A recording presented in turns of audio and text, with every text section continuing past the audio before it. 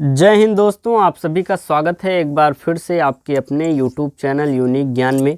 आज हम BA fifth semester political science अर्थात राजनीति विज्ञान का चैप्टर 6 देखेंगे, पेपर सेकंड का। इसके पहले हमने 5 चैप्टर्स बहुत ही अच्छे तरीके से कंप्लीट कर लिए हैं। आपने अगर नहीं देखे तो आपको प्लेलिस्ट मिल जाएगी, हमारे चैनल पर विजिट कीजिए। BA fifth semester political science paper second classes, या फिर लिंक आपको डिस्क्रिप्शन बॉक्स में मिल जाएगी। अगर आप नोट्स प्राप्त करना चाहते हैं इन सभी क्लासेस का, टेलीग्राम चैनल में आप ज्वाइन हो जाइए। वहाँ पर क्लासेस कराई जाती हैं, तुरंत आपको नोट्स प्रोवाइड करा दिया जाता है जिससे आप रिवीजन कर सकें, या फिर अपना हैंड रिटन नोट्स आप लिखना चाहें तो आप उससे बना सकते हैं। तो हमें इस चैप्टर में पढ़ना है जो चैप्टर 6 हमारा है, मुख्य कार्यपालिका। इसके बारे में हम जानेंगे, इसके जो प्रकार हैं, इसके जो कार्य हैं, शक्तियां हैं, सभी बातों को हम अच्छे से पढ़ेंगे। अगर आप चैनल पर नए हैं तो चैनल को सब्सक्राइब कर लीजिए, साथ ही साथ टेलीग्राम चैनल ज्वाइन कीजिए जिससे आपको नोट्स मिल सके। तो अब हम देखेंगे मुख्य कार्यपालिका का सर्वप्रथम अर्थ क्या होता है। मुख्य कार्यपालिका से तात्पर्य उस व्यक्ति या उस व्यक्ति समूह से है जो किसी देश की प्रशासकीय व्यवस्था का अध्यक्ष होता है। जो मुख्य कार्यपालिका वह होती है, वह किसी देश के प्रशासकीय व्यवस्था का अध्यक्ष होती है, वह या व्यक्ति हो या फिर व्यक्ति समूह हो। राजकीय इच्छा की अभिव्यक्ति कार्यपालिका द्वारा होती है। प्रत्येक राज्य का प्रशासकीय संगठन पिरामिडाकार होता है। मुख्य कार्यपालिका इसी प्रशासकीय पिरामिड का एक प्रकार से शिखर होती है। जो अध्यक्ष होते हैं, सबसे ऊंचा पद उन्हीं का होता है। और कार्यपालिका जो होती है, प्रशासकीय व्यवस्था किसी भी राज्य की, किसी भी देश की हो तो उसकी अध्यक्ष जो होती है वही कार्यपालिका होती है। डिमार्क के शब्दों में अगर हम देखें तो मुख्य कार्यकारी कठिनाइयों का अंत करने वाला तथा पर्यवेक्षक आगामी कार्यक्रम का प्रवर्तक होता है। जो कार्यकारी अध्यक्ष होता है एक प्रकार से, वह जो भी पर्यवेक्षक करता है या कार्यकारी कठिनाइयों का अंत करने वाला होता है। मुख्य कार्यपालिका के स्वरूप एवं नामों में भिन्नता पाई जाती है। ब्रिटेन में राजा मुख्य कार्यपालिका है। जो ब्रिटेन में है वहाँ पर जो मुख्य कार्यपालिका है वह ब्रिटेन का राजा है। और भारत और संयुक्त राज्य अमेरिका में राष्ट्रपति जो है वह मुख्य कार्यपालिका है। कहीं पर उसका स्वरूप समिति जैसा होता है। उदाहरण के लिए जैसे उस स्विट्जरलैंड की जो है संघीय परिषद जो है वह कार्यपालिका का कार्य करती है। जैसे अलग अलग जगह पर कार्यपालिका अलग अलग प्रकार की होती है। हमने पहले बताया आपको, जैसे ब्रिटेन में जो मुख्य कार्यपालिका है उसे राजा जो होता है ब्रिटेन का, उसे मुख्य कार्यपालिका कहते हैं। भारत और संयुक्त राज्य अमेरिका का जो राष्ट्रपति होता है वह मुख्य कार्यपालिका का कार्य करता है। और कहीं कहीं पर उसका स्वरूप एक प्रकार से समिति या समूह वाला होता है, जैसे कि स्विट्जरलैंड की संघीय परिषद। ये आपको फर्स्ट आपके जो पेपर में है, सिलेबस में लगा हुआ है, स्विट्जरलैंड का आपको संविधान बताया गया है। तो आप फर्स्ट पेपर अगर नहीं पढ़े हैं तो वह भी आप चैनल पर विजिट कीजिए, प्लेलिस्ट मिल जाएगी, वहाँ से पढ़ सकते हैं। मुख्य कार्यपालिका की आवश्यकता क्या क्या होती है, मतलब क्यों आवश्यकता होती है एक मुख्य कार्यपालिका को स्थापित करने की किसी भी देश में। लोक प्रशासन में मुख्य कार्यपालिका को ही संपूर्ण प्रशासकीय प्रबंध का नेतृत्व करना होता है। जैसे कि जो लोक प्रशासन जहाँ पर लागू होता है वहाँ पर जो पूरा संपूर्ण प्रशासकीय प्रबंध है उसका नेतृत्व कौन करता है, मुख्य कार्यपालिका करती है। उसकी आवश्यकता निम्न कारणों से स्पष्ट होती है। जैसे कि पहला कारण क्या है, प्रशासकीय व्यवस्था में एकता की स्थापना हेतु। प्रशासकीय विभागों में एकता बनाए रखने के लिए मुख्य कार्यपालिका का होना एक प्रकार से आवश्यक है। विशेषीकरण के कारण प्रशासकीय विभागों में होने वाले पारस्परिक संघर्षों का निपटारा जितनी कुशलता के साथ मुख्य कार्यपालिका कर सकती है उतनी कुशलता से अन्य कोई नहीं कर सकता। इसलिए इसकी आवश्यकता होती है मुख्य कार्यपालिका की, क्योंकि वह प्रशासकीय व्यवस्था में जो भी विभाग के लोग होते हैं उसमें एकता बनाए रखती है। अगला आवश्यकता क्यों पड़ती है, क्योंकि जन कल्याण हेतु।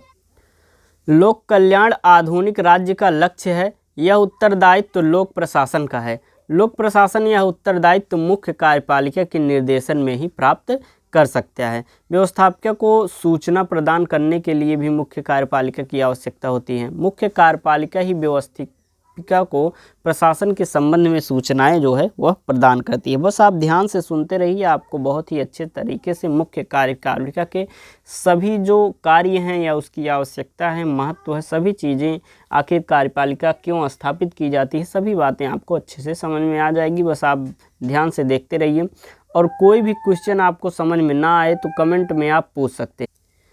प्रशासन पर नियंत्रण हेतु मुख्य कार्यपालिका ही लोक प्रशासन में शक्ति के अपव्यय को रोकने का कार्य करती है तथा उस पर नियंत्रण रखती है। व्यवस्थापिका के निर्देशन का लोक प्रशासन से पालन करवाने का कार्य भी वही करता है। कौन? मुख्य कार्यपालिका करती है। मितव्ययता एवं कुशलता हेतु लोक प्रशासन को मितव्ययतापूर्ण ढंग से तथा कुशलता से चलाने के लिए भी मुख्य कार्यपालिका की आवश्यकता एक प्रकार से पड़ती है। महाप्रबंधक के रूप में मुख्य कार्यपालिका के कार्य, मुख्य कार्यपालिका चाहे वह किसी भी रूप में हो, महाप्रबंधक होती है तथा इस रूप में अनेक प्रशासनिक कार्य वह करती है। सभी राज्यों में मुख्य कार्यपालिका निम्नलिखित प्रशासनिक कार्य करती है, जैसे कि पहला कार्य उसका क्या होता है? प्रशासकीय नीति का निर्माण करती है। कौन? मुख्य कार्यपालिका जो होती है वह प्रशासकीय नीति का निर्माण करती है। प्रशासन के उद्देश्य, उसकी कार्यप्रणाली तथा उसके संगठनात्मक स्वरूप का निर्धारण मुख्य कार्यपालिका ही करती है। अधिकांश लोकतांत्रिक देशों में महत्वपूर्ण प्रश्नों पर व्यवस्थापिका निर्णय देती है, पर उन निर्णयों का मुख्य दायित्व जो होता है वह कार्यपालिका का होता है। प्रशासकीय कार्य का नियोजन भी करती है मुख्य कार्यपालिका। सभी प्रशासकीय कार्यों को क्रियान्वित करने से पूर्व उनका अच्छी प्रकार से नियोजन कर लिया जाता है और इस नियोजन का दायित्व मुख्य कार्यपालिका का है। और नियोजन में बहुत सूझबूझ और तकनीकी ज्ञान की आवश्यकता होती है। उदाहरणार्थ हम देखेंगे, सिंचाई, बिजली आदि की व्यवस्था करने में विस्तार से पूर्ण सूक्ष्म अध्ययन तथा विवेचना की एक प्रकार से आवश्यकता होती है। अतः इसके लिए पूरी तरह नियोजन कर लिया जाता है। यह नियोजन जो है मुख्य कार्यपालिका का आवश्यक कार्य यह एक प्रकार से होता है। अगला हमारा है निर्देश देना। मुख्य कार्यपालिका का प्रशासन की सर्वोच्च अधिकारी होती है। मुख्य कार्यपालिका जो होती है वह प्रशासन की सर्वोच्च अधिकारी होती है। किसी भी प्रशासन की वह अपने अधीन अनेक प्रशासन कर्मियों को विभिन्न आदेश देती है। इन आदेशों का पालन आवश्यक होता है। मुख्य कार्यपालिका के आदेश का पालन न करने पर दंडित भी किया जा सकता है। लुईस कोइक के अगर हम शब्दों में जानें तो मुख्य कार्यपालिका शब्द से यदि कोई एक बात प्रतिनिधित्व होती है तो वह यह है कि इस शब्द को धारण करने वाला व्यक्ति कार्यपालिका विभाग में काम करने वाले सभी लोगों से आशा करता है कि उसके उद्देश्य से सहमत होंगे तथा निर्देशों का वह पालन करेंगे। अगला हम देखेंगे, संगठन का स्वरूप निर्धारित करना किसका कार्य है? यह भी किसका कार्य है? मुख्य कार्यपालिका का। प्रशासनिक उद्देश्यों की प्राप्ति के लिए आवश्यक है कि प्रशासन अनेक विभागों में गठित हो।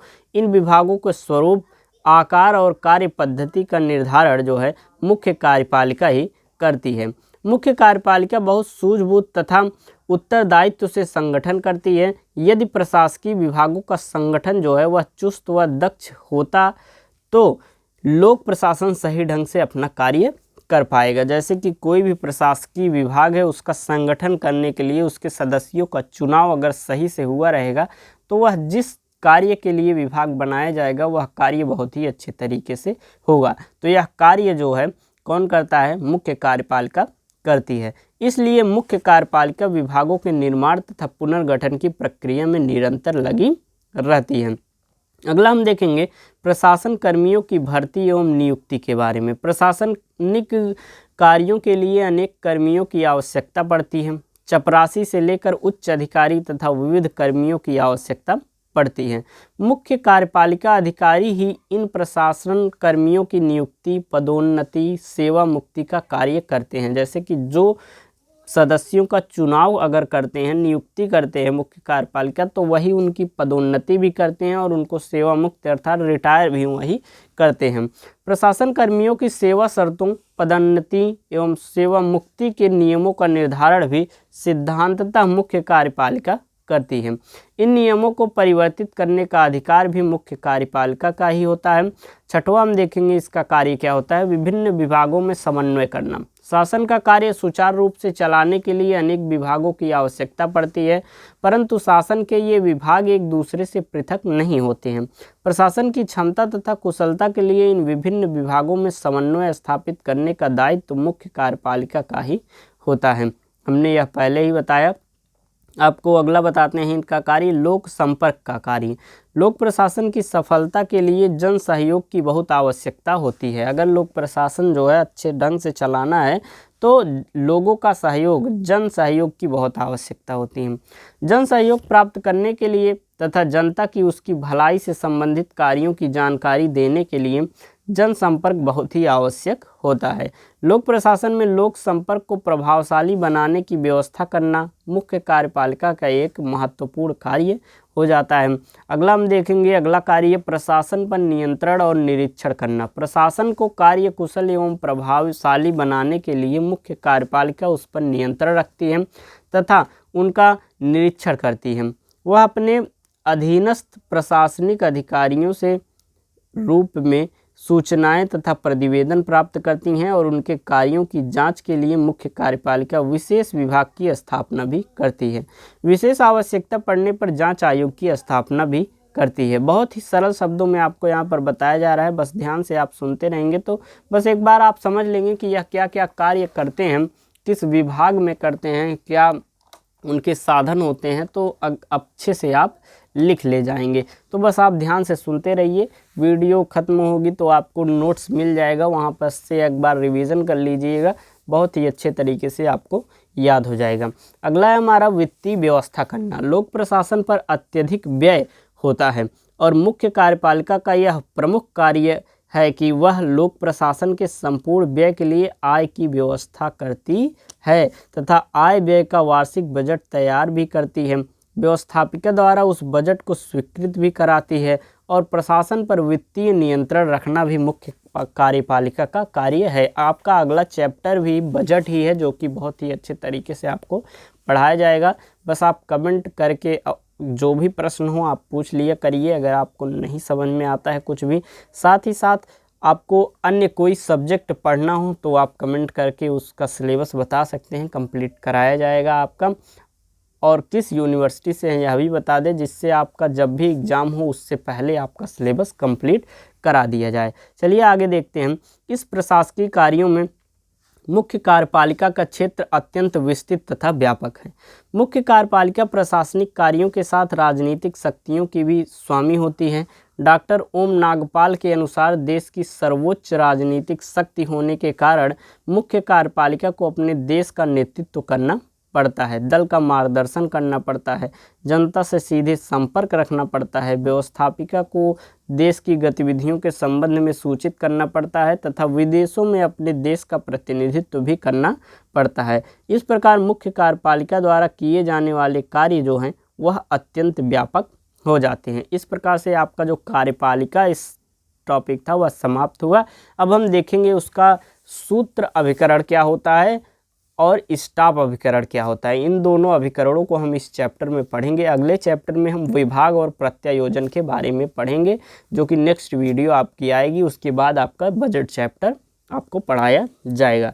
तो चलिए देखते हैं सूत्र अभिकरण आखिर होता क्या है, उसका अर्थ क्या होता है। लोक प्रशासन में मुख्य कार्यपालिका की सहायता के लिए एक सेवी वर्ग होता है। जैसे कि जो मुख्य कार्यपालिका होती है उसकी सहायता करने के लिए यह बनाया जाता है। मुख्य कार्यपालिका के अधीन जो अधिकारी कार्य करते हैं उनमें से कुछ का संबंध नीति संबंधी प्रश्नों को निर्धारित करने से रहता है, जबकि दूसरे उन नीतियों को क्रियान्वित करने में सहायता करते हैं। इस नीति निर्माता अभिकरण की सहायता के लिए एक मंत्रणा देने वाला वर्ग होता है और इस वर्ग का कार्य केवल परामर्श देना होता है, जो कि आपको स्टाफ अभी पढ़ाया जाएगा। लोक प्रशासन में जिस वर्ग का कार्य नीति संबंधी कार्यों से होता है उसे हम सूत्र अभिकरण करते हैं, अर्थात जो नीति संबंधी कार्यों को करते हैं वह सूत्र कहलाते हैं, और जो उन सभी कार्यों के संबंध में आपको सूचना प्रदान करें या परामर्श दें तो वह स्टाफ कहलाते हैं, जो कि आपका अगला टॉपिक इसी चैप्टर में पढ़ाया जाएगा। इनके हाथ में शक्ति होती है जिसके आधार पर ये निर्णय ले सकते हैं और आज्ञाएं दे सकते हैं। किसके हाथ में होती है? वह सूत्र अभिकरण के हाथ में होती है। सूत्र अभिकरण के प्रकार के बारे में अगर हम बात करें तो पहला होता है विभाग। प्रत्येक देश का सरकारी प्रशासन अनेक बड़ी इकाइयों में विभक्त रहता है, जिन्हें हम क्या कहते हैं? विभाग कहते हैं। अर्थात आप देखेंगे अलग अलग विभाग होते हैं, अलग अलग कार्यों को करने के लिए अनेक बड़ी इकाइयों में जो सरकारी प्रशासन होता है विभक्त होता है। जैसे रेल मंत्री अलग हो गए, कानून मंत्री अलग हो गए, खेल मंत्री अलग हो गए, आपके अलग अलग मंत्री अलग अलग विभागों के हो जाते हैं और वह कार्य नियमित रूप से अच्छे से सुचालन उसका करते हैं। विभाग का ढांचा अधिक्रमित होता है। सत्ता ऊपर से प्रारंभ होती है और नीचे की ओर चलती है। इस अधिक्रम को 3 भागों में बांटा गया है। सबसे पहला कौन सा होता है? शिखर प्रबंध या टॉप मैनेजमेंट। इस पहले भाग के शीर्ष पर विभागाध्यक्ष होता है तथा उसके साथ सिविल सेवा के कुछ अधिकारी होते हैं। यह नीति निर्धारित करता है एवं अधीनस्थों का आदेश एवं निर्देश देता है। फिर आते हैं मध्यम व्यवस्थापन वाले। जो अधिकारी वर्ग मध्यम व्यवस्थापन में आते हैं वे अपने ऊपर के आदेशों और निर्देशों को मानते हुए अधीनस्थों के लिए आदेश प्रस्तावित करते हैं। और जो सबसे निचला होता है, निम्न होता है, वह सामान्य कर्मचारी वर्ग होता है। इस भाग के कर्मचारियों का काम वरिष्ठ अधिकारियों के आदेशों का पालन करना ही होता है। वह किसी और को, उनके नीचे कोई भी विभाग नहीं है, कोई भी वर्ग नहीं है जिसे वह आर्डर या आदेश दे सकें। दूसरा हमारा क्या है? सूत्र का दूसरा प्रकार कौन सा है? दूसरा है हमारा स्वतंत्र नियामकीय आयोग। सूत्र अभिकरण का दूसरा रूप जो है वह स्वतंत्र नियामकीय आयोग है। स्वतंत्र नियामकीय आयोग एक अमेरिकी युक्ति है और इनका उद्देश्य समाज के शक्तिशाली जो आर्थिक वर्ग के कार्यों का नियमन करना है। जो स्वतंत्र नियामकीय आयोग है उसका उद्देश्य होता है कि जो समाज के शक्तिशाली आर्थिक वर्ग के लोग होते हैं उनके कार्यों का निर्माण कर सार्वजनिक हित की जो रक्षा करते हैं। तीसरा होता है सूत्र का प्रकार लोक निगम। सार्वजनिक उद्योगों का प्रबंध विभागीय पद्धति से नहीं हो सकता था, अतः लोक निगमों की स्थापना की गई और इनकी कार्यप्रणाली विभाग से भिन्न प्रकार की होती है और यह शासन और व्यवस्थापन से संबंध भी अलग प्रकार का होता है। किसका? लोक निगम का। आगे हम देखेंगे स्टाफ अभिकरण आखिर होता क्या है और यह कार्य कैसे करता है। फिर आगे हम देखेंगे स्टाफ और सूत्र में अंतर क्या होता है। अगर हम मूनी के शब्दों में देखें, मूनी एक विद्वान है, वह कहते हैं स्टाफ का आशय यह है कि इससे प्रधान अधिकारी को जो अपनी योजनाएं बनाने और क्रियान्वित करने के लिए अधिक नेत्र, अधिक कान और अधिक हाथ सहायता के लिए प्राप्त हो जाते हैं। एक प्रकार से जो सूत्र अभिकरण के अधिकारी होते हैं या कोई भी प्रशासनिक अधिकारी होते हैं, प्रधान अधिकारी, उनको एक प्रकार से एक अधिक नेत्र, अधिक कान, अधिक हाथ इसलिए कहा गया है क्योंकि वह उनके कार्य करते हैं और परामर्श देते हैं किसी भी योजना को बनाने के लिए। हेनरी फ्योल क्या कहते हैं? यह एक सत्ता है, यह प्रबंध के विचार का एक प्रकार से विस्तार है ताकि अपने कर्तव्यों की पूर्ति में उसे सहायता मिल सके। एल.डी. वाइट क्या कहते हैं? स्टाफ जो है वह उच्च श्रेणी के अधिकारियों को परामर्श देने वाला अभिकरण है जिसके कोई क्रियात्मक उत्तरदायित्व नहीं होते हैं। स्टाफ के प्रकारों की बात करें तो स्टाफ एक पहला होता है सामान्य स्टाफ। सामान्य स्टाफ का अभिप्राय ऐसे स्टाफ से है जो मुख्य कार्यपालिका तथा अन्य उच्च प्रशासकीय अधिकारियों को परामर्श देने, सूचनाओं का संकलन करने तथा अनुसंधान के कार्यों को सामान्य रूप से करते हुए सहायता पहुंचाता है। सामान्य स्टाफ क्या करता है? वह उच्च प्रशासकीय जो अधिकारी हों उनको परामर्श देता है, सूचनाओं का संकलन करके उनको एक प्रकार से बताता है और फिर उनकी सहायता करता है। सामान्य स्टाफ के व्यक्ति प्रायः उच्च प्रशासनिक प्रशिक्षण प्राप्त अनुभवी अधिकारी होते हैं जो सामान्य स्टाफ में आते हैं। दूसरे होते हैं तकनीकी स्टाफ। इस श्रेणी के स्टाफ में वे कर्मचारी आते हैं जिन्हें कुछ विशिष्ट तकनीकी ज्ञान प्राप्त है, जैसे कि चिकित्सक, शिक्षा शास्त्री, वकील, इंजीनियर, ये सभी किस में आते हैं? तकनीकी स्टाफ में आते हैं। अगला आपका है सहायक या सहायक एजेंसियां या सहायक स्टाफ। इस स्टाफ में वे अधिकारी अथवा इकाइयां निहित होती हैं जिसके सदस्य विभिन्न प्रशासकीय सेवाओं की सामूहिक सेवा करते हैं। सहायक स्टाफ की सेवा प्रधान सेवा न होकर गौण सेवा होती है। प्रधान स्टाफ द्वारा दी जाने वाली सेवाओं का संबंध केवल बौद्धिक चिंतन से, निरीक्षण, योजना निर्माण आदि से होता है, जबकि इसका संबंध सामग्री खरीदने, हिसाब किताब करने, कार्य करने आदि से होता है। यह भी स्मरणीय है कि सहायक एजेंसियों के कार्यों में मुख्य कार्यपालिका को किसी प्रकार की सलाह नहीं दी जाती। भारत में सहायक एजेंसियां का कुछ प्रमुख उदाहरण है, जैसे कि भारत सरकार का प्रेस, केंद्रीय क्रय अभिकरण और लोक निर्माण के जो विभाग हैं, ये सभी आ जाते हैं सहायक एजेंसियों में। अगर हम बात करें क्या सहायक एजेंसियां स्टाफ नहीं हैं, यह हैं या नहीं, इसके विषय में भी बहुत आपसे पूछा जाता है, इसलिए इस क्वेश्चन को यहाँ पर हमने ले लिया है। लोक प्रशासन के कुछ विद्वान सहायक सेवाओं को स्टाफ कहना पसंद नहीं करते, क्योंकि स्टाफ इकाइयों की भांति परामर्श एवं सहायता नहीं देते। जो विचारक सहायक इकाइयों को एक अलग तीसरी इकाई मानते हैं, उनमें कौन कौन है? साइमन तथा अन्य लेखनों के नाम आते हैं। इनके मतानुसार सामान्य इकाइयाँ वे होती हैं जो सामान्य कार्यों को पूरा कर लाइन संगठन की सहायता करती हैं। अब हम देखेंगे स्टाफ की विशेषताओं के बारे में, फिर हम देखेंगे सूत्र और स्टाफ में क्या अंतर है, और आपका चैप्टर यहाँ पर ये समाप्त हो जाएगा। अगले में हम पढ़ेंगे विभाग और प्रत्यायोजन के बारे में, फिर अगला चैप्टर आपका बजट पढ़ाया जाएगा। आपका पूरा सिलेबस जल्द ही कंप्लीट कराया जाएगा, इसलिए चैनल पर बने रहें। वीडियो लाइक करें। अगर कोई भी प्रश्न आपको पूरे लेक्चर में न समझ में आए तो आप कमेंट करके आप पूछ सकते हैं। चलिए विशेषता देखते हैं स्टाफ की। पहली विशेषता है स्टाफ मुख्य कार्यपालिका को सहायता एक प्रकार से देता है, कार्यभार को वह हल्का करता है। स्टाफ समस्याओं का हल खोजता है। स्टाफ आदेश नहीं देता है, वह आदेश पर कार्य करता है। यह परामर्श दे सकता है, सूचना प्रदान कर सकता है, लेकिन वह जो है आदेश नहीं दे सकता। स्टाफ के परामर्श को मानना अनिवार्य नहीं होता है। स्टाफ जो भी परामर्श देती है, जो भी सलाह देती है, वह सूत्र माने ऐसा कोई एक प्रकार से पाबंदी नहीं है। वह चाहे तो न माने या चाहे मान भी सकता है। स्टाफ अधिकारियों के व्यवहार कुशल एवं समन्वयकारी होना चाहिए। स्टाफ अभिकरण, जैसे कि आप अपने परिवार में एक एग्जाम्पल ले लीजिए, कोई आपका जो गार्जियन है वह कार्य करता है, उसको आप सलाह देते हैं कि ऐसा ऐसा कार्य घर में होना चाहिए। अब वो जो गार्जियन है वो आपकी बात मानता है, वह कार्य करता है या नहीं, उस गार्जियन पर निर्भर करता है। अर्थात जो गार्जियन है आपका वह सूत्र है और आप एक प्रकार से स्टाफ का वहाँ पर कार्य कर रहे हैं। तो अब आपको क्लियर हो गया होगा स्टाफ और सूत्र में अंतर। अगली विशेषता हम स्टाफ में देखेंगे। स्टाफ अभिकरण जो है वह सूत्र अधिकारियों से भिन्न प्रकार की स्थिति में उपस्थित होता है।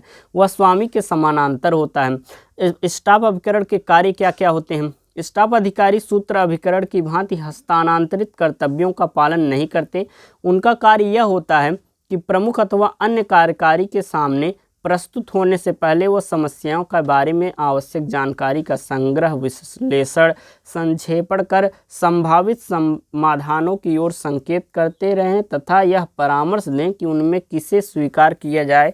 जैसे कि कोई भी समस्या आए, कोई भी एक प्रकार से अगर योजना ही बनानी है तो उसके क्या क्या प्रभाव हो सकते हैं, उसको किन किन प्रकारों से किया जा सकता है कि जिससे वह सफल हो, इन सभी का वह एक प्रकार से अच्छे से नियोजन बनाकर फिर सलाह देते हैं या परामर्श देते हैं।